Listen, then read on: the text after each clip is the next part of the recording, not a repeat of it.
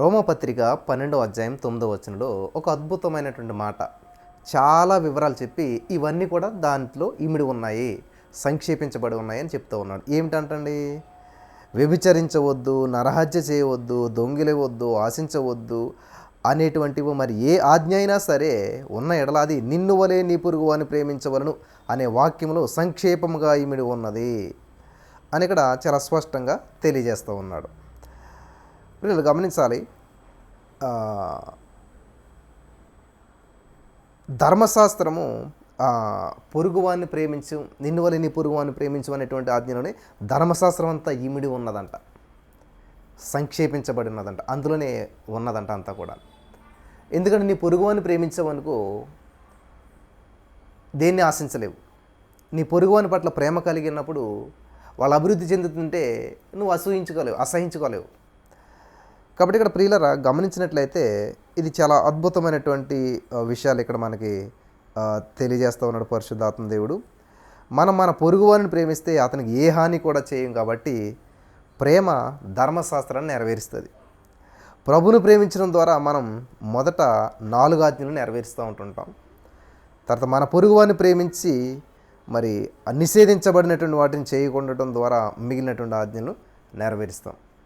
గమనించాలి, అంటే ప్రభుని ప్రేమించడం, పొరుగువాడిని ప్రేమించడం, ఈ ఇద్దరు వ్యక్తుల్ని కరెక్ట్గా ప్రేమించినట్లయితే మొత్తం ఆజ్ఞలన్నింటిని కూడా మనం నెరవేర్చేసినట్లుగానే ఇక్కడ ధర్మశాస్త్రాన్ని బట్టి మనకి అర్థమవుతూ ఉన్నది.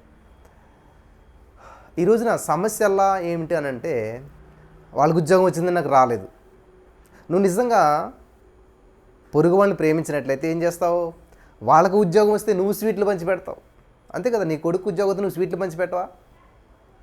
మరి అలాగే నీ పొరుగువాడిని ఎందుకు ప్రేమించట్లేదు? ఇక్కడే వచ్చిన సమస్య అంతా కూడా. ఎప్పుడైతే ఇటువంటి ఆలోచనలోకి మనం వస్తామో మనకున్న సమస్యలన్నీ కూడా ఈజీగా తీరిపోతుంటుంటాయి. మన ఆలోచన ఎలా ఉంటుందంటే చాలా సంకుచితమైనటువంటిది అనమాట. అంటే నా ఇల్లు, నా భార్య, నా పిల్ల, నాది అంటే అక్కడ ఆగిపోతున్నాం కాబట్టి చిన్నగా ఉంటున్నాం. కానీ దేవుని యొక్క ఆలోచన ఏంటంటే యూనివర్సల్గా ఉండాలి. నిన్ను వలే నీ పొరుగువాన్ని ప్రేమించు. ఇక్కడే ఫెయిల్ అయిపోతున్నారు అందరూ. అసలు నిన్ను నువ్వు ప్రేమించుకోవాలనేటువంటి వ్యక్తివి పొరుగువాన్ని ఎలా ప్రేమిస్తావు? ప్రతి వారు మాట్లాడే మాట ఏంటి తెలుసా? మా జీవితం ఎంతేనండి, మాకు పిల్లలు పుడతలేదు, ఉద్యోగాలు రావట్లేదు, మా కుటుంబం అంతా శాపాలతో నిండిపోయింది, ఏది చేసినా కూడా ఫలించట్లేదు, ఏది చేసినా కూడా అభివృద్ధి చెందట్లేదు, మా పరిస్థితి ఎలాగైపోయింది, ఏదో శాపం పనిచేస్తుంది, మా జీవితం దిగజారిపోయింది, మేము ఎంత ప్రయత్నం చేసినా కూడా బయటపడలేకపోతే, ఇట్లాంటి ఆలోచనలతోటి చాలామంది నిన్ను నువ్వు ఉద్దేశించుకుంటున్నావు. వింటున్నారా? మొట్టమొదట నిన్ను నువ్వు ప్రేమించుకోవడం నేర్చుకోవాలి. హల్లెలూయా, దేవునికి స్తోత్రం కలుగును గాక. ప్రియులు గమనించాలి, మొట్టమొదట నిన్ను నువ్వు ప్రేమించుకోవడం నేర్చుకోవాలి. ఎలాగా? అద్దం దగ్గరికి వెళ్ళి, yes you are so handsome, చక్కగా ఉన్నావు, హ్యాండ్సమ్గా ఉన్నావు, దేవుడు నేను చాలా అద్భుతమైన వ్యక్తిగా చేశాడు, నువ్వు ప్రత్యేకమైన వ్యక్తిగా ఉన్నావు అని నిన్ను నువ్వు ప్రేమించుకోవాలి. అంతేగాని నా ముక్కు బాగలేదు, నా జుట్టు ఊడిపోయింది, లేకపోతే నాకు ఇది వచ్చింది, ఈ సమస్య వచ్చింది, ఆ సమస్య వచ్చింది, ఏంటో జీవితం అంటే నిన్ను నువ్వు అసహించుకోవడం మొదలుపెట్టావు. దేవుడు ఎలా చేశాడు? తన స్వరూపమందు తన పోలికలు. అంటే నిన్ను నువ్వు అసహించుకుంటున్నావు అంటే నీ పోలిక ఎవరిది? దేవునిది. దేవుని పోలికలో ఉన్నటువంటి నిన్ను నీవు అసహించుకుంటున్నావు అంటే దేవుడు చేసింది తప్పులాగా అనిపిస్తుంది. అక్కడ దేవుడు నేను సరిగ్గా చేయలేదు అన్నట్టుగా ఉన్నది. కాబట్టి ఎప్పుడైతే మనల్ని మనం ప్రేమించుకోవటం మొదలు పెడతామో ప్రియులారా, ప్రతిదీ ప్రతికూలమైనటువంటిది అనుకూలంగా మార్చబడుతుంది. నిన్ను నువ్వు ప్రేమించుకున్నప్పుడు ఎదుటివాన్ని కూడా ప్రేమించగలుగుతావు. కానీ ఇక్కడ చాలామంది అదే చేస్తారనమాట. వాళ్ళు ప్రేమించుకోరు, వాళ్ళ జీవితం అంటేనే విరక్తి కలిగిపోతుంది. వాళ్ళ యొక్క కుటుంబ పరిస్థితులు బట్టి చాలా విరక్తి కలిగిపోయినటువంటి పరిస్థితుల్లో గందరగోళంలో ఉంటుంటారు. ఎదుటి వాళ్ళ చూద్దులకు అసహ్యం వస్తుంది, విరక్తి కలుగుతుంది, చాలా వేరే విధాలుగా వెళ్ళిపోతుంటుంటారు. వింటున్నారా? అప్పుడు ఏ విధమైనటువంటి ఫలితాలు వారు చూడలేకపోతుంటుంటారు. ఎటువంటి ఫలితాలు కూడా వారు చూడలేకపోతుంటారు. కారణం ఏంటంటే, నా ప్రియమైనటువంటి సహోదరి స్నేహితులరా, ఆత్మఫలమేమనగా ప్రేమ. మొట్టమొదటి ఏంటంటే ప్రేమ. నువ్వు ఒక ఆరెంజ్ని ఒక నారింజకాయని ఒలిచి అందులో ఒక తొనెలా పెట్టుకున్నావు. ఫస్ట్ తొనే చాలా మృదుగా ఉందనుకోండి, ఎంత పరవశించిపోతావు. ఆరెంజ్ అంతా ఒలిసిన ఫస్ట్తోనే పెట్టుకున్న పుల్లగా ఉందనుకోండి, అంతే, కాయ అంతా పడేస్తావు. అలాగే ఆత్మఫలం ఏమనగా అన్నప్పుడు ఏమొస్తుంది? ఆత్మఫలములో ఫస్ట్ కనపడేది ఏంటంటే ఆ ఫలముని విడదీస్తేనే ఆ ఫలంలో నుంచి కనపడేది ఫస్ట్ ఏంటంట? ప్రేమ. ప్రేమ లేనివాడైతే మొగుడి కంచు వంటి వాడు అని ఉంటుంది అనమాట. గణగణ మొగుడి కొంచెంతో సమానం అని. కాబట్టి ప్రేమించండి. ఈ రోజున మనుషుల్ని ప్రేమించడం నేర్చుకోండి, దేవుణ్ణి ప్రేమించడం నేర్చుకోండి, దేవుని సేవను ప్రేమించడం నేర్చుకోండి, దేవుని పరిచయాన్ని ప్రోత్సహించడం నేర్చుకోండి. మనం ఇవ్వటం, ప్రేమించటం, చూసారా? ప్రేమలో ఏముంటుంది? ఇవ్వటం ఉంటుంది, ప్రేమించటం. హల్లెలూయా. దేవుడు ఏం చేయడు? ప్రేమించాడు, ప్రేమించి తన కుమారుని ఇచ్చేశాడు. అది ప్రేమ ఇవ్వటం. మనం ఇవ్వమన్నాడు, పొందుకోవడానికి ట్రై చేస్తుంటుంటాం. నన్ను ఎవరో ప్రేమించట్లేదు, నాకెవరో ప్రేమను పంచట్లేదు. చూసారా? నువ్వు విత్తనం నాటితే నువ్వు పంట కోసుకుంటావు. నువ్వు ప్రేమ అనే విత్తనం నాటు, ప్రేమ అనే పంటను కోసుకుంటావు. నువ్వు ప్రేమించడానికి విత్తనంగా నాటు చూడు, అనేక ప్రేమ మొక్కలు మొలుస్తాయి. అనేక మంది ప్రేమించే వాళ్ళు నిన్ను తయారవుతారు. వాళ్ళు ప్రేమిస్తాను కదా, నువ్వు ప్రేమించు. నీ ఆహారం నీళ్ళ మీద వేయి, తర్వాత అది ఏమవుతుందంట? అద్భుతంగా మార్చబడుతుంది. వృధా కాదు. కాబట్టి ఈరోజు నీ మాటలు వెంటనే ప్రియమైనటువంటి సహోదరి స్నేహితులారా, ప్రభునందు మీ ప్రయాసం వృధా కాదని చాలాసార్లు చెబుతూ ఉంటుంటాం. ప్రేమించు, ప్రేమించు. ఇక్కడ చూడండి 10వ వచనం, ప్రేమ పొరుగువానికి కీడు చేయదు గనుక ప్రేమ కలిగిండుట ధర్మశాస్త్రం నెరవేర్చుటయే. హల్లెలూయా. ప్రేమ పొరుగువానికి కీడు చేయదు. అంతే కదా, మన ఆలోచన అంతా కీడే కదా. పక్కోడు బాగుపడితే అదిగో కారు కొనేశారు, అదిగో ఇల్లు కట్టేశారు, అదిగో పరిచర్య స్టార్ట్ చేశారు, అరే భలే, ప్రతిదానికి కనీసం ఏ విషయంలో కూడా వాళ్ళకి ఏ విధమైనటువంటి సాటిస్ఫాక్షన్ అనేటువంటిది ఉండదు. వింటున్నారా? కానీ నువ్వు నిజంగా ప్రేమించే వ్యక్తి అయినట్లయితే ఇక్కడ ఏమన్నదంటండి? పొరుగువానికి కీడు చేయదు గనుక ప్రేమ కలిగిన ధర్మశాస్త్రం నెరవేర్చే. హల్లెలూయా. ధర్మశాస్త్రం ఏం చెప్తుంది? పొరుగువానికి కీడు చేయొద్దని చెప్తుంది. ధర్మశాస్త్రం ఏం చెప్తుంది? పక్కవాడికి కీడు చేయొద్దని చెప్తుంది. పక్కవాడికి కీడు చేయకుండా ఎప్పుడు ఉండగలుగుతావు? నీలో ప్రేమ ఉంటే కీడు చేయలేవు. కీడు చేస్తే ప్రేమ లేనట్టే. కీడు చేయటం అంటే దగ్గరికి వెళ్ళి చేయటం అని కాదు, నీ మనసులో ఆలోచన. పాత నిబంధన అంతా కూడా వ్యభిచరించవద్దు అది ఇది అని చెప్పి దేవుడు చెప్తే, కొత్త నిబంధనలు వద్దులే ఉంటాడు, వ్యభిచారం మోహపు చూపు చూస్తేనే అయిపోయింది పని అంటుంటాడు. కాబట్టి పాత నిబంధన కొట్టేశాడు దేవుడు అనుకుంటారు. పాత నిబంధన కంటే కొత్త నిబంధన ఇంకా క్రిటికల్ అయింది, కష్టతరం చేశాడు, ఇంకా దాన్ని ఏమంటారు, కష్టంగా చేశాడు దేవుడు. కాబట్టి ఈరోజు నీ మాటలు వెంటనే ప్రియమైనటువంటి సహోదరి స్నేహితులరా, దేవుడు ఎంతైనా కూడా నమ్మదగినటువంటి వాడు. కాబట్టి ఈరోజు మన పట్ల ఆయన ఒక ప్రత్యేకమైనటువంటి ప్రణాళికలను కలిగి ఉన్నాడు, ఒక ప్రత్యేకమైనటువంటి ఉద్దేశాన్ని కలిగి ఉన్నాడు. ఆయన నిన్ను విడువడు, ఎడబాయడు. చూద్దాం ఇక్కడ 11వ వచనం చూసినట్లయితే, మరియు మీరు కాలము నెరిగి నిద్ర మేలుకొని వేళ అయినదని తెలుసుకొని అలాగు చేయడి. మనం విశ్వాసులమైనప్పటికంటే ఇప్పుడు రక్షణ మనకు మరీ సమీపంగా ఉన్నది.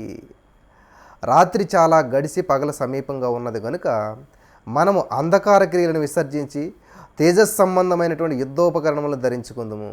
రాత్రి చాలా గడిచింది, పగలు వచ్చేసింది. ఏంటి? రాత్రి సంబంధాలు, చీకటి సంబంధాలు, పాప సంబంధాలు. కాబట్టి ఇంతకాలం నువ్వు రాత్రి సంబంధిగా జీవించావేమో, చీకటి సంబంధిగా జీవించావేమో, లంచాలు తీసుకున్నావేమో, మోసాలు చేసావేమో, అబద్ధాలు ఆడేవేమో, అక్రమంగా డబ్బులు సంపాదించుకొచ్చావేమో, అక్రమార్జనకు అనేక ప్రణాళికలు వేసుకున్నావేమో, సంపాదించావు, మోసం చేసావేమో. అదంతా చీకటి కాలం. చాలు, ఇప్పుడు నువ్వు వెలుగు సంబంధి అని చెప్తున్నాడు ఇక్కడ. రాత్రి చాలా గడిచి పగలు సమీపంగా ఉన్నది. పగలు సమీపంగా ఉన్నది. నువ్వు వెలుగు సంబంధి కాబోతున్నావు, నువ్వు వెలుగులో నడబోతున్నావు. చీకటిలో ఎక్కడ అడిగేసినా, తప్పుడు అడిగేసినా ఏదో జరిగింది. కానీ వెలుగులో తప్పుడు అడిగేసే అవకాశం లేదు. నువ్వు వేసే ప్రతి అడుగు కూడా ఏమవుతుంది? స్కాన్ చేయబడుతుంటుంది. గతకాలం చూసి చూడనట్టు వదిలేస్తాడు దేవుడు. కానీ ఇప్పుడు వెలుగు సంబంధిగా నువ్వు మార్చబడ్డావు. దేవుడు ఈ లోకానికి వెలుగైనాడు కాబట్టి నిన్ను కూడా ఈ లోకానికి వెలుగుగా ఉండమంటున్నాడు. వెలుగుతున్న దీపం అనేక దీపాలను వెలిగించగలుగుతుంది. హల్లెలూయా. ఒక్కసారి ఆలోచించండి. ఎప్పుడైనా సరే, ప్రభా నువ్వు వెలుగై ఉన్నావు, నన్ను కూడా వెలిగించి నన్ను లోకానికి వెలుగుగా మార్చి, ఈ ప్రార్థనలే ఉండవు మన అసలేని. ఇప్పుడు కూడా ప్రభా నా అప్పుల నుంచి విడిపించు, నా సమస్యల నుంచి విడిపించు, నా భర్తను మార్చు, నా కుటుంబాన్ని గట్టు, ఇదే సమస్యలతో నడుస్తున్నాము. అసలు ఈ సమస్యలే పరిష్కరించుకోలేకపోతే దేవుళ్ళు ఎప్పుడు వాడబడతావు? దేవుని యొక్క ఉద్దేశం అంతటా అందరూ మారు మనసు పొందాలనేటువంటి దేవుని యొక్క ఉద్దేశాన్ని ఎక్కడ నెరవేర్చినాం మనం? ఆలోచించరా? అసలు దేవునికి ఉన్నటువంటి ఆలోచన మనం నెరవేర్చడం ఎక్కడ? మన పనులే అవ్వట్లేదు, మన సమస్యలే తీరటం లేదు. నిలుచున్నానని తలంచుకునేవాడు తను సరిగ్గా నిల్చున్నాడో లేదో చూసుకోవాలంట. ఎప్పుడు చూడండి, వ్యాపారం సరిగ్గా లేదు, ఇంట్లో సరిగ్గా లేదు, భర్త సరిగ్గా లేడు, పిల్లలు సరిగ్గా లేరు, చదవట్లేదు, ఇది ఆర్థిక సమస్యలు, ఎప్పుడు కూడా ఈ వలయంలోనే చిక్కుకొని పోయి తిరుగుతూ ఉన్నట్లయితే వింటున్నారా? ఎప్పుడు ఇదే సమస్యల గురించి ప్రార్థన చేస్తూ ఇదే జీవితంలో ఉంటే ఆత్మీయంగా ఎప్పుడు బలపడతాం మనం? ఎప్పుడు నీ పిల్లడు హాస్పిటల్లో ఉంటే వాడు ఎప్పుడు చదువుకుంటాడు, ఎప్పుడు ప్రయోజకుడు అవుతాడు? వాడు హాస్పిటల్ నుంచి డిశ్చార్జ్ అవ్వాలి, ఆరోగ్యంతో ఇంటికి రావాలి, ఆ మెడిసిన్ అంతా కూడా మానేసేయాలి, అప్పుడు వాడు ఫ్రీ అయ్యాక చదువుకుంటే ప్రయోజకుడు అయితే స్కూల్కి వెళ్తే వాడికి మంచి భవిష్యత్తు ఉంటుంది. ఎప్పుడు హాస్పిటల్ చుట్టూ తిరిగి హాస్పిటల్లోనే గడుపుతున్నాడు అనుకోండి, ఇంకా వాడికి మళ్ళీ భవిష్యత్తు ఎక్కడ ఉంటుంది? అలాగే ఈరోజు ఎప్పుడు సమస్య ఇబ్బందులు. ఎప్పుడైనా సరే ప్రభా నీ ముఖ దర్శనం నాకు కావాలేసా, ఎస్ఐ నీ సన్నిధిలో నేను వాడబడాలేసా, నీ కొరకు నేను జీవించాలేసా, నీ నామాన్ని నేను మహింపరచాలి, నీ వైపు అనేక మందిని నడిపించాలి, అనేక మందికి దేవునికి. ఎక్కడున్నది ఇదంతా? ఎక్కడున్నది ఇదంతా? అసలు ఎప్పుడైనా మనం అలా చేస్తామా?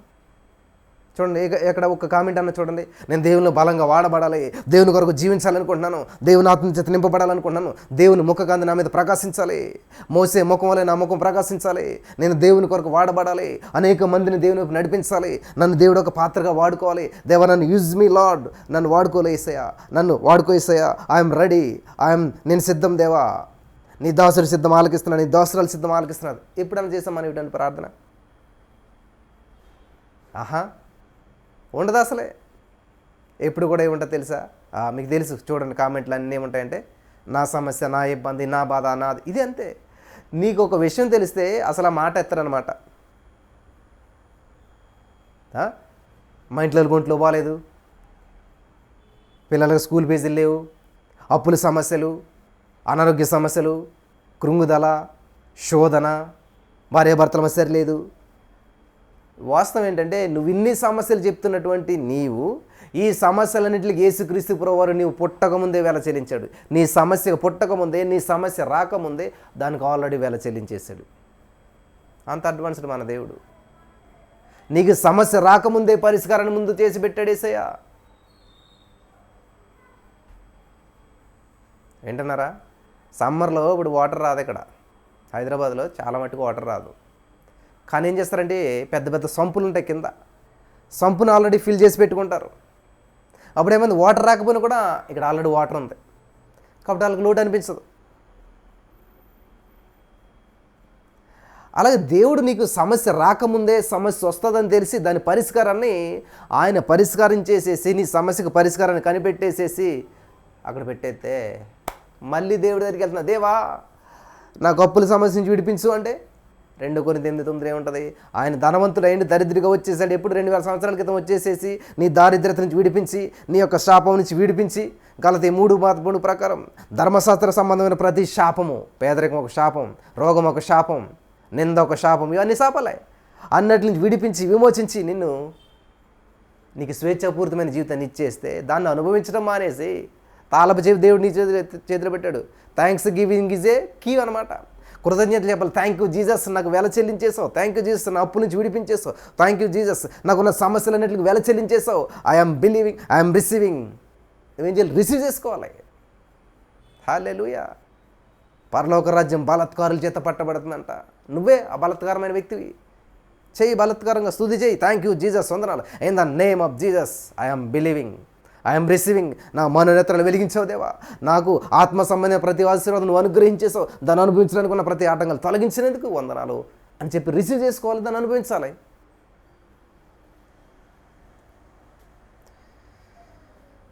హల్లెలూయా. ఈ సత్యం తెలియకపోవడం వల్ల ఈరోజు ఇంకాను దేవుడు ఏదో చేస్తాడు, నన్ను ఎప్పుడో విడిపిస్తాడు, నన్ను ఎప్పుడో కరుణిస్తాడు, ఖచ్చితంగా నాకు ప్రార్థన ఆలకిస్తాడు, ఈ వేలో ఉన్నారు చాలామంది. నీ ప్రార్థన ఆలకించడం కాదు, నీవు తల్లి గర్భంలో రూపించబడక ముందే ఆయన నిన్ను ఎరిగి ఉన్నాడు. నీ అవసరతలు అడక్కముందే, నీ అక్రతలు ఆయన అడక్కముందే, నువ్వు ప్రార్థించకముందే, నీకు తలంపు పుట్టకముందే నీకు ఏది కావాలో నువ్వు ఏది మాట్లాడుతా అన్నీ ఆయన ఎరిగి ఉన్నాడు. ఆదాము పుట్టక ఆదాము ఏం కావాలి, యాపిల్ కావాలా, యాపిల్ చెట్టు కలుగును గాక. ఆదాము ఇప్పుడు ఏం కావాలి, ఇప్పుడు ఆదాముకి బీరకాయలు కావాలా, బెండకాయలు కావాలా, వంకాయలు కావాలా, ఆ చెట్లని అన్నాడా? ఏమన్నా ఆదాము పుట్టాక వెతుక్కున్నాడు దేవుడు ఏం కావాలి ఏంటని? ఆదాము ఏం కావాలి, నువ్వు చెయ్యి ప్రేయర్ చేయి, ఏం కావాలి చెప్పు ఏం కావాలి. కనీసం భార్యను కూడా అడగలేదు ఆదాము. వింటున్నారా? కనీసం భార్యను కూడా అడగలేదు ఆదాము. నాకు భార్య కావాలి యేసయ్యా, నరుడు ఒంటరిగా ఉండుట మంచిది కాదు అని ఎవరు అనుకున్నారు? దేవుడు అనుకున్నాడు. కాబట్టి ఈయన సాటైన సహాయం చేయాలని. కాబట్టి నీ గురించి దేవుడు ఆలోచించాలి. In the name of Jesus, hallelujah. అప్పుడు అద్భుతం జరుగుతుంది.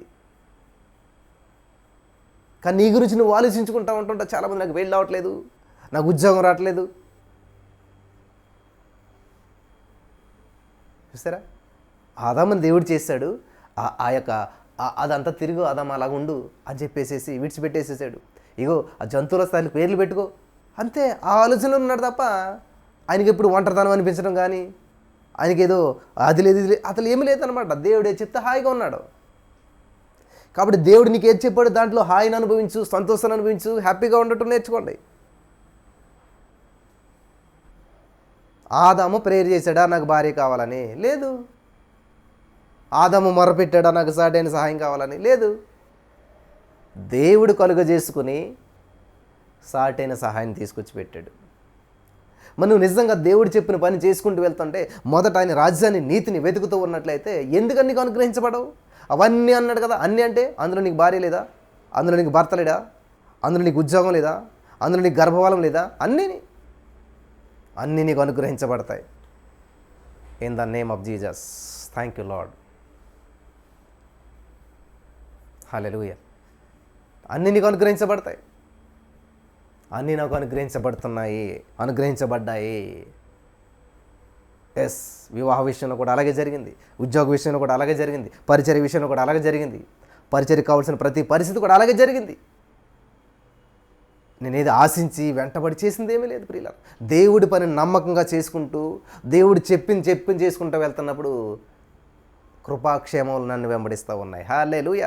ఏది కావాలో, ఎప్పుడు కావాలో, ఎలా కావాలో అవన్నీ కూడా దేవుడు సమకూర్చి తీసుకుని వస్తూ ఉన్నాడు. నేను కొన్ని వందల సాక్ష్యాలు చెప్తాను, రోజుకు చెప్పగలుగుతాను చాలా సాక్ష్యాలు. ప్రతి నిమిషం ఒక అద్భుతం చేస్తూ ఉంటుంటాడు దేవుడు. కానీ నేను చెప్పదలుచుకోవట్లేదు, ఎందుకంటే చాలామంది దాన్ని మంచిగా తీసుకోవట్లేదు, నెగిటివ్గా తీసుకుంటున్నారు. మీలాంటి వాళ్ళకి ఇస్తారులే అండి.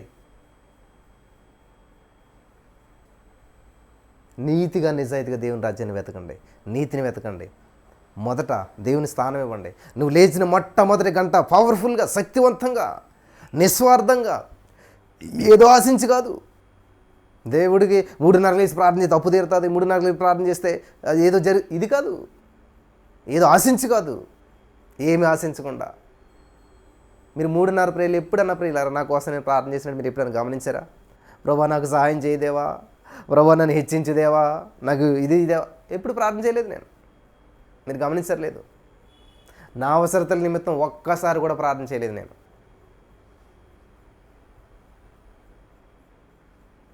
నా అనారోగ్యం గురించి కానీ, నా సమస్యలు ఎప్పుడు ప్రార్థన చేయలేదు నేను.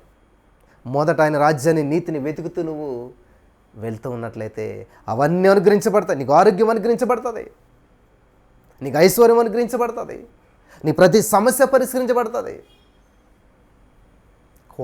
క్వాంటిటీ మెయింటైన్ చేయాలి. హల్లెలూయా. నువ్వు లేచావు మొట్టమొదటి గంట దేవునితోటి గడపాలంతే. ఇది అలవాటు చేసుకున్న తర్వాత నా జీవితంలో పెను మార్పులు సంభవించాయి. 3:30 నుంచి దేవుని సందులో గడుపుచు ఆ సమయాన్ని దేవునికి ఇచ్చేసేసి ఎంతమంది ఉన్నారో ఏంటో ఇవన్నీ నేనేం పట్టించుకోను అసలేను.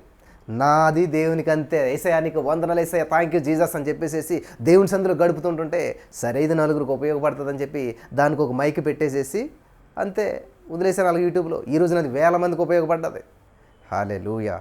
దేవునికి స్తోత్రం కలుగును గాక. In the name of Jesus. కాబట్టి నా ప్రియమైనటువంటి సహోదర స్నేహితులారా, ఎప్పుడు దేవుడి దగ్గర డబ్బే కావాలి, ఆశీర్వాదమే కావాలి, స్వస్థతే కావాలి, ఇది అన్ని ఇస్తాడు దేవుడు.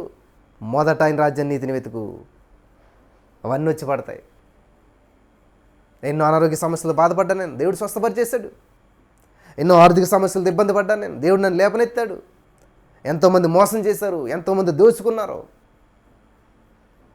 దోచుకొనబడిన స్థితిలో ఉన్నాను కానీ నేను దొంగ స్థితిలో లేను. నేను ప్రియులా గమనించాలి, దోచుకున్నటువంటి వ్యక్తిని దొంగ అంటారు. నా దగ్గర దోచుకున్నారు, కానీ దేవుడు నన్ను దొంగగా చేయలేదు, దొరగా చేశాడు. హల్లెలూయా, హల్లెలూయా. నీతిమంతుడు 7 సార్లు పడినా కూడా తిరిగి లేస్తాడంట. నీలో నీతి ఉన్నదంటే నువ్వు తిరిగి లేస్తావు, ఎన్నిసార్లు పడ్డా సరే. నీలో జీవం ఉన్నదంటే తిరిగి లేపుతాడు యేసయ్య. ఎంతమంది మోసం చేసినా, ఎంతమంది ఎన్ని చేసినా కూడా ఖచ్చితంగా నువ్వు తిరిగి లేవగలుగుతావు. In the name of Jesus. Hallelujah. యెహోవా కొరకు ఎదురు చూసి నూతన బలం పొందుకుంటారంట. నిరుత్సాహపడరు, డిసప్పాయింట్ అవ్వరు. ఎటువంటి పరిస్థితులు వచ్చినా సరే, ఎటువంటి ప్రతికూల పరిస్థితులు ఎదురైనా సరే, జేబులో రూపాయి లేకపోయినా సరే, వింటున్నారా, జేబులో రూపాయి లేకపోయినా సరే డిసప్పాయింట్ అవ్వరు, డిస్కరేజ్ అవ్వరు. హల్లెలూయా. నాకు చాలాసార్లు ఉద్యోగాల అవకాశాలు వచ్చాయి. మీరు ఇన్ని లక్షలు కడితే మీకు ఈ ఉద్యోగం ఇచ్చేస్తాం, ఎవరికి కావాలన్నాను నేను. అస్సలు యాక్సెప్ట్ చేయలేదు నేను. ఇదిగో మీకు డబ్బు ఇచ్చారంటే సెంట్రల్ గవర్నమెంట్లో ఉద్యోగం ఇచ్చేస్తాం. డబ్బు ఇస్తే నువ్వు ఇచ్చేదేంటి? నా యేసయ్య ఇవ్వాలంటే సెంట్రల్ గవర్నమెంట్నే తీసుకొచ్చి చేతిలో పెడతాడు. హల్లెలూయా. సెంట్రల్ గవర్నమెంట్లో ఉద్యోగం కాదు, అన్ని నామాల కంటే పైనామా నా యేసయ్యది. హల్లెలూయా. ఆయనకి మించిన అధికారం ఏదీ లేదు. అటువంటి విశ్వాసంతో నువ్వు జీవింతే ప్రియులరా, ఏ సమస్య నీ ఎదుట ఏ ఆయుధము వర్ధిల్లదో. కానీ ఈ రోజున క్రైస్తవులు అంటే ఏంటంటే ఒక చేతకానటువంటి వ్యక్తిలాగా ఏ సమస్య వచ్చినా లొంగిపోతుంటారు, కృంగిపోతుంటారు. ఓడిపోయిన జీవితం అనుకుంటారు. ఆ ఉద్యోగంలో ఇంటర్వ్యూ ఫెయిల్ అయితే అయిపోయింది, ఇంకా జీవితం లేదనుకుంటారు. ఆ పెళ్లి జరగవలసిన పెళ్లి సరిగ్గా దగ్గర ఎంగేజ్మెంట్ దాకానో లేకపోతే ఎంగేజ్మెంట్ అయ్యాకో చెడిపోయింది అనుకోండి, అంతే. ఎక్కడికైనా డిప్రెషన్లోకి వెళ్ళిపోతారు, ఇంకా జీవితం అయిపోయింది అన్నట్టు. యెహోవా కొరకు ఎదురు చూసి నూతన బలం పొందుకుంటారు. నీకు ఏ సమస్య వచ్చినా సరే, ఎటువంటి పరిస్థితి గుండా వెళ్తున్నా సరే. నాకు పెళ్ళి క్యాన్సిల్ అయిపోయింది, నాకు కూడా ఇలా దగ్గర వచ్చి అయిపోతే పండగ చేసుకున్నాను. హల్లెలూయా, థ్యాంక్ యూ జీసస్. ఈ పెళ్ళి జరగనందుకు థ్యాంక్ యూ జీసస్. ఎందుకు తెలుసా? తప్పించాడు దేవుడు, అంతే. దీనికంటే మంచిది ఇస్తాడు, ఉత్తమైనది ఇస్తాడు. యెహోవా ఉత్తమైన దాన్ని ఇస్తాడు. That is my faith. అది నా విశ్వాసం, అది నా ఒప్పుకోలు, అది నా జీవితం. ఎస్, దేవుడు ఉత్తమైనది ఇచ్చాడు, మంచిది ఇచ్చాడు. అంతేగాని అయ్యో ఆగిపోయింది బ్రదర్, వాళ్ళకి నేను నచ్చలేదు అంటున్నారు బ్రదర్, ముందు నచ్చాను అంటున్నారు బ్రదర్, తర్వాత లేదు అంటున్నారు బ్రదర్, కొన్ని ఇబ్బందులు పెడుతున్నారు బ్రదర్, కొన్ని రూల్స్ పెడుతున్నారు బ్రదర్, ఇది ఎలాగంటున్నారు బ్రదర్. నేను అంటాను, అట్లాంటి వాళ్ళు తీసిపడేయండి అమ్మ. ఎందుకు? మనల్ని ఇష్టపడనటువంటి వాళ్ళు, మనం నచ్చినటువంటి వారి కోసం ఎందుకు మనం ప్రయాసపడాలి?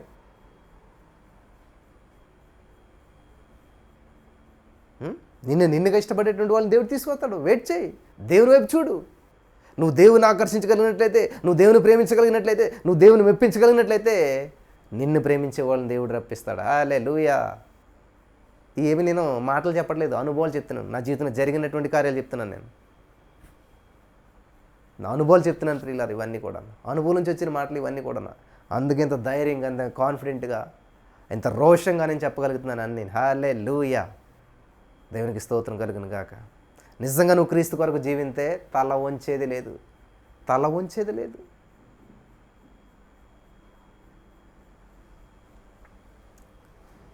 యేసుక్రీస్తు ప్రభువుని నమ్ముకుని ముందుకు వెళ్తున్నప్పుడు చాలామంది మోసం చేశారు, చేయలేదని అన్న కానీ చాలాసార్లు మోసపోయినటువంటి సందర్భాలు కూడా ఉన్నాయి.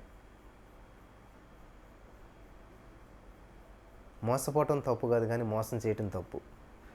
నువ్వు మోసపోయి దేవుని దగ్గర మొరపెడితే మోసం చేసిన దేవుడు ఏమి చేయడు, కానీ నిన్ను మేలుకొలుపుతాడు, నిన్ను లేపుతాడు. యేసోబుని గుంటలో పడేసిన యేసోబు అన్నలు దేవుడు ఏం చేయలేదు, కానీ గుంటలో పడ్డ యేసోబుని దేవుడు చేశాడు. ఆ గుంటలోంచి లేపి సింహాసనం మీద కూర్చోబెట్టాడు. డైరెక్ట్గా కాదు, కొన్ని శ్రమలు అనుభవించిన తర్వాత. కాబట్టి ఈరోజున నిందించబడినటువంటి నిన్ను బట్టి, నిన్ను నిందించిన వారిని దేవుడు ఏమి చేయడు, నిన్ను అవమానించిన వారిని దేవుడు ఏం చేయడు, నిన్ను బాధ పెట్టిన వారిని దేవుడు ఏం చేయడు, నీకు నష్టం కలిగించిన వారిని దేవుడు ఏం చేయడు, నీ డబ్బును దొంగిలించిన వారిని దేవుడు ఏం చేయడు. కానీ నిన్ను చేస్తాడు దేవుడు. హల్లెలూయా. నిన్ను హెచ్చిస్తాడు దేవుడు, నిన్ను బలపరుస్తాడు దేవుడు, నిన్ను స్థిరపరుస్తాడు దేవుడు, నిన్ను అభివృద్ధి చెందిస్తాడు దేవుడు, నిన్ను తలగా నియమిస్తాడు, నిన్ను అనేక మందికి దీవెనకరంగా చేస్తాడు. In the name of Jesus. Bible గ్రంథంలో యేసు ఎక్స్పీరియన్స్ అది, ఇక్కడ ఉన్నటువంటి నా ఎక్స్పీరియన్స్ అది, ఇక్కడ ఉన్నటువంటి నా అనుభవం కూడా అదే. హల్లెలూయా. అదే చాలామంది ఇక్కడ రాంగ్ అర్థం చేసుకుంటారు. దేవుని ఉగ్రతకు చోటు ఇవ్వండి అంటే మన ఆలోచన ఏంటంటే దేవుడు ఉగ్రత వచ్చేసి ఇట్లాగ కొండ అగ్ని వచ్చేసి అగ్ని గంధకాలు కురిసేసి వాళ్ళు నాశనం అయిపోతారు. ఇది నీ మైండ్ సెట్ ఇలాగ ఉంటుంది. దేవుని ఉగ్రత అది కాదు. దేవుని ఉగ్రత అంటే ఎవరినో కాల్చేయటం, చంపేయటం, ఇది కాదు. దేవుని ఉగ్రత అంటే ఏంటంటే నిన్ను హింసించిన వారిని హింసించవద్దు, నిన్ను బాధ పెట్టిన వారిని దేవుడు బాధ పెట్టేసాడు, నీకు ఏదో నష్టం కలిగించిన వారికి దేవుడు నష్టం కలిగించాడు. నిన్నెవరైతే నష్టం చేశారో, నిన్నెవరైతే తక్కువ పడేశారో, నిన్నెవరైతే అవమానించేశారో వాళ్ళ ఎదుటే నిన్ను పట్టించుకుంటాడు దేవుడు, నిన్ను హెచ్చించేస్తాడు దేవుడు, నీ జీవితంలో కార్యాలు చేయటం ప్రారంభిస్తాడు. In the name of Jesus. Hallelujah. In my experience నన్ను అనేక మంది ఏం చేశారంటే నా బోధ తప్పు, ఫస్ట్లో చాలా పొగిడేశారు. ఓ సూపర్ చెప్తాడు, బాగా చెప్తాడని చెప్పి మంచిగా చేసేసారు. రాను మరి సాతానుగాడు దూరాడు ఏంటో, ఈయన బోధ తప్పు అని వాట్సాప్ గ్రూప్లోంచి రిమూవ్. చర్చెస్కి వెళ్తే వద్దు వెనకాల కూర్చో, ఎక్కడ కూర్చో అని చెప్పేసేసి ఇట్లాగ ఎన్నో ఏం చేశారంటే వెనక్కి పెట్టేసేసారు, తీసేసేసారు, అవమానించేసేసారు, చాలా చేశారు. మౌనంగా ఉండాలి. నువ్వు నోరు మూసుకుంటేనే దేవుడు నోరు తెరుస్తాడు. హల్లెలూయా. నువ్వు సైలెంట్ అయితేనే దేవుడు చర్య తీసుకుంటాడు. కాబట్టి నిన్ను అవమానించేసినటువంటి దేవుడు ఏం చేస్తాడో అవమానించడు. నిందకు ప్రతిగా పూదండనిస్తాడంట దేవుడు. నువ్వు నిందించబడ్డావా అయితే దేవుడు పూలదండ పట్టుకుని ఉంటాడు. నిన్ను అందరూ నిందించారా, రా పూలదండ అంటే నీకు సన్మానం, నీకు హెచ్చింపు. వాళ్ళందరూ నేను చేతకానివాడు అంటే యేసయ్య నిన్ను పిలిచి సింహాసనం ఎక్కించి ఎలాగుంటుంది? వాళ్ళందరూ నేను బానిసగా అమ్మేశారు, బానిసనంటే దేవుడు నిన్నేమో సింహాసనం ఎక్కించి నువ్వే గొప్పడివి దేశంలో అంటే ఎలాగుంటుంది పరిస్థితి? దేవుడి కార్యాలు చూస్తే ఎలాగుంటాయో. యోసేపు అన్నలకి ఇంత హాని చేయలేదు దేవుడు, యోసేపు అన్నల విషయం ఇంత పట్టించుకోలేదు దేవుడు. కానీ యేసేపుని పట్టించుకున్నాడు, యేసేపుని హెచ్చించాడు, యేసేపుకు వచ్చిన నిందకి ప్రతిగా పూదండనేసాడు, సింహాసనం ఎక్కించాడు. మరి ఏం చదువుతాం బైబిల్, మనం ఏం అర్థం చేసుకుంటాము, జీవితానికి ఏం అప్లై చేసుకుంటాము? ఏదో ఒక జీవితం అంటే ఏదో ఆదివారం చర్చికి వెళ్ళటం, బైబిల్ అక్కడ తీయటం, మళ్ళీ పక్కకు వచ్చి పడేయటం, మళ్ళీ మన పని మనం తీసుకోవటం, మన పని మన వంట, మన ఇల్లు, మన బట్టలు, మన పిల్లలు, మన చదువులు, ఇదే అయిపోయింది. మళ్ళీ ఆదివారం వచ్చాక సండే చర్చికి వెళ్ళాలి కాబట్టి వెళ్తాం, అటెండెన్స్ చేయించుకుంటాం, అంతే. అక్కడ ఏం చెప్పారు ఏంటి ఏమి ఉండదు. ఎక్కడైనా మహాసభలు అంటే అక్కడికి వెళ్ళి కూర్చుంటాం, 3 రోజులు అయితే 3 రోజులు, 6 రోజులు అయితే 6 రోజులు. అక్కడ అక్షరం కూడా నేర్చుకున్నది ఉండదు, నేర్చుకున్నా కూడా దాన్ని ఫలించేటువంటి విధంగా దాన్ని హృదయంలో పెట్టుకోవటం ఉండదు, అప్లై చేసుకోవటం ఉండదు, జీవితానికి అప్లై చేసుకోం. అందుకనే 25 సంవత్సరాల నుంచి అయినా అక్కడ సభలు పెడుతుంటారు, వెళ్తుంటావు, వస్తుంటావు, నీ జీవితం ఏం బాగుపడదు.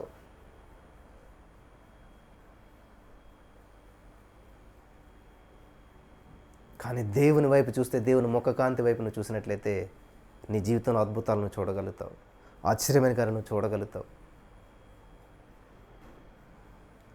కాబట్టి మొదట ఆయన రాజ్యాన్ని, నీతిని వెతకని ప్రియులారా, అన్నీ అనుగ్రహించబడతాయి. నీకు ఏ ఉద్యోగం కావాలో, ఏ వివాహం కావాలో, ఏ గర్భఫలం తెరవబడాలో, ఏది ఎప్పుడు జరగాలో అన్నీ కూడా తగిన సమయం మందు ఆయన మిమ్మల్ని హెచ్చించే రీతిగా 1 పేతురు 5:6 ప్రకారం ఆయన బలిష్టమైన చేతి కింద దీన మనసుకులయుండుడి, వినయ మనసుకుల ధన్యులు, వారి ఘనతను స్వతంత్రించుకుంటారు. హల్లెలూయా. దేవునికి స్తోత్రం కలుగును గాక. కాబట్టి ఏదో క్రిస్టియానిటీ అంటే, ఏదో క్రైస్తవ్యం అంటే ఏదో చిన్న జీవితం అన్నట్టుగానే చాలామంది జీవించేస్తూ ఉంటుంటారు. వెళ్ళామా, వచ్చామా, క్రైస్తవులం, చర్చికి వెళ్ళాం, బైబిల్ అట్టుకెళ్ళాం, అక్కడ 50-100 కాన్ కేసేసాం, అయిపోయింది. మళ్ళీ ఇప్పుడు పాస్టర్ గారి ఇంటికి వస్తే 50 రూపాయలు చేతిలో పెట్టేసి ప్రార్థన చేసుకుంటాం. మేము పాస్ అయిపోవాలని ప్రార్థన చేయండి, మా పిల్లలు బావాలని ప్రార్థన చేయండి, మా వ్యాపారం బావాలని ప్రార్థన చేయండి, కనపడ్డ వాళ్ళందరితో ప్రార్థన. అందరూ ప్రార్థన చేసినా కూడా అంతే, ఎదుగు బదుగు లేదు. మరి ఏమైపోయింది ప్రార్థన అంతాను? చెప్పండి, నేను అడుగుతున్నాను. చిన్నప్పటి నుంచి మీరు అందరి చేత ప్రేయర్ చేయించుకుంటున్నారు కదా, మరి ఎక్కడికి వెళ్ళిపోతుంది ప్రార్థన అంతాను? ఎంతమంది చేశారు మీకోసం ప్రార్థన? ఎన్ని వేల మంది చేశారు? మరి ఏమైపోయింది ప్రార్థన అంతాను? ఏ విధమైన ఫలితం లేదనేటువంటి ప్రార్థన ఎందుకు? ఏ ఫలితాన్ని ఎక్కడ తెచ్చిపెట్టింది? ఏం ఫలింపేముంది? ఆలోచించారా? ఒక చెట్టు పెంచుతున్నారు 25 సంవత్సరాలు బట్టి అంతే ఉంది అది. ఓ ఆకు లేదు, కొమ్మ లేదు, పువ్వు లేదు, కాయ లేదు. సంతోషింతారా మీరు? ఎంత బాధ కలుగుతుందో మనసంతాను. ఎదగట్లేదు చెట్టు, పువ్వులు పూయట్లేదు, కాయలు కాయట్లేదు, ఎంతకాలం బట్టి ఇంతే ఉంది. అబ్బా, నీకు అంత బాధ వచ్చేద్దా చెట్టుని చూసి? మరి నువ్వు చెట్టు కదా, నువ్వు మొక్కవు కదా, ఒలివ మొక్క. బా, కానీ నువ్వు ఫలించవు, నువ్వు విస్తరించవు, నువ్వు కొమ్మలేయు, నువ్వు శాఖోపశాఖలుగా విస్తరించవు, ఏ విధమైన ఫలితాలు ఉండవు. పేరుకి మాత్రం పచ్చన ఒలివ మొక్క అనుకుంటాం. నా ప్రియమైనటువంటి సహోదరి స్నేహితులారా, ఈరోజు నీ మాటలు వింటున్నటువంటి మీలో చాలామంది బాధ పెట్టాలని కాదు, కానీ నేను ఒక రోషం కలిగి జీవించండి. అసలు ఏం ఉద్దేశంతో దేవుని వెంబడిస్తున్నాం మనం? అప్పు తీరుతుందనా? ఇది రోగం పోతుందనా? ఇది ఇంట్లో సమస్యలు పోతాయనా? ఇంతేనా? ఇదేనా ప్రైమరీ పర్పస్? ఇదేనా మన జీవిత లక్ష్యం? ఇందుకేనా దేవుని దగ్గరికి వచ్చింది? ఇంతేనా మన యొక్క జీవిత గమ్యం? మొదట ఆయన రాజ్యాన్ని, నీతిని వెతకండి. యేసయ్య ఎంత గొప్పోడో తెలుసుకోండి, యేసయ్య ఎంత శక్తిమంతుడో తెలుసుకోండి. అది తెలుసుకుంటే నీ సమస్య కనిపించదే. రాజుగారి దగ్గరికి వెళ్ళి 1 రూపాయి అడుక్కున్నట్టు ఉంటుంది అనమాట. రాజుగారు అబ్బాయి వచ్చి ఇప్పుడు నీ దగ్గర 1 రూపాయి ఏంటి అంటే ఎలా ఉంటుంది? ఐస్ క్రీమ్ కొనుక్కుంటాను, రూపాయి ఏంటి ఇవ్వండి అంటే ఎంత చీప్గా ఉంటుంది. అలాగే మన అవసరతలన్నీ దేవుడి దగ్గర అడుగుతుంటే అలా ఉంటుంది అనమాట. నేను ఆల్రెడీ ఇచ్చేస్తాను, అన్ని ఇచ్చేస్తాను, నీకు అనిపించడం అనేసి అడుక్కుంటాం ఏంటి అంటాడు దేవుడు. హల్లెలూయా. ప్రియులారా, నేను బైబిల్ చదివినప్పుడు నాకు అర్థమైన విషయాలు ఏంటంటే, అన్నీ చేసేసాడు దేవుడు. నీ శాపాన్ని విరిచేశాడు, నీకున్న మరణ పుంబులను విరిచేశాడు, నీకున్న సమస్యలన్నిటి నుంచి విడిపించేశాడు. నువ్వు చేయవలసిందల్లా తగిన సమయంలో నేను ఆయన హెచ్చిస్తాడనేటువంటి విశ్వాసం కలిగి, నిరీక్షణ కలిగి, ఆయన బలిష్టమైన తీసుకుని దీన మనసుకులుగా అయ్యండి. ఘనతకు ముందు వినయం ఉంటుందంట. వినయ మనసుకులు ఘనతను స్వతంత్రించుకుంటారంట.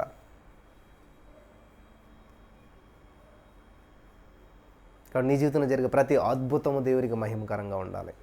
హల్లెలూయా. దేవుని ఘనపరిచేట్టుగా ఉండాలి. కాబట్టి ఈరోజు నా ప్రేమ కలిగి ఉండేటకు ప్రయాసపడండి. ప్రేమ లేనటువంటి వాడు మూగుడి కంచుతో సమానం అంట. ఇక్కడ బలపరచబడ్డారా? రోషం కలిగి జీవింతారా? మీరు దీవించబడటం గొప్పతనం కాదు, అనేక మందికి దీవెనకరంగా ఉండాలి. హల్లెలూయా. మీరు అందరినీ ప్రార్థన చేయమని అడగటం కాదు, మీరు అందరి కొరకు ప్రార్థన చేయాలి. లెవెల్ మారినట్టు అప్పుడు అందరి కోసం ప్రార్థన చేయండి అయ్యా అడుక్కుంటే ఇది పరిస్థితి. ఉంటారు కదా సిగ్నల్ దగ్గర బెగ్గర్స్, అది పరిస్థితి. ప్రార్థన చేయండి, ప్రార్థన చేయండి, ప్రార్థన చేయండి అండి. కానీ నువ్వు ప్రార్థన చేస్తే హల్లెలూయా, థ్యాంక్ యూ జీసస్. చూసారా, పైకి వచ్చేసే చేతులు, ప్రార్థించే చేతులు పైన ఉంటాయి. ప్రార్థించే చేతులు పెట్టే చేతులుగా చేస్తాడు దేవుడు. ప్రార్థించే చేతులు ఇచ్చే చేతులుగా చేస్తాడు దేవుడు. కాబట్టి నువ్వు పైవాడుగా ఉండాలా, కిందవాడుగా ఉండాలా? అడుక్కునేవాడుగా ఉండాలా, ఇచ్చేవాడుగా ఉండాలా? దానం చేయించుకునేటువంటి, దానం పొందుకునే వ్యక్తిగా ఉండాలనుకుంటున్నావా, దానం చేసే వ్యక్తిగా ఉండాలనుకుంటున్నావా? Choice is yours. అందరినీ ప్రార్థన చేయండి అని అడుక్కుంటే ఇది పరిస్థితి. అందరి కోసం నువ్వు ప్రార్థన చేస్తే నువ్వే అనేక మందికి దీవెనకరంగా ఉంటావు. హల్లెలూయా. దేవునికి స్తోత్రం కలుగును గాక. కాబట్టి నీ చేయి పై చేయిగా ఉండాలా? అయితే ప్రార్థించు, స్తుతించు, దేవుని మహింపరచు, ఊహించిన కార్యాలను చూడగలుగుతావు. హల్లెలూయా. మీ అందరికీ ఒక అద్భుతమైనటువంటి వాక్యం ద్వారా దేవుడు మాట్లాడాడు. ఈ మాటల ద్వారా దేవుడు మనల్ని అందరినీ బలపరిచి స్థిరపరచును గాక. ఆమేన్.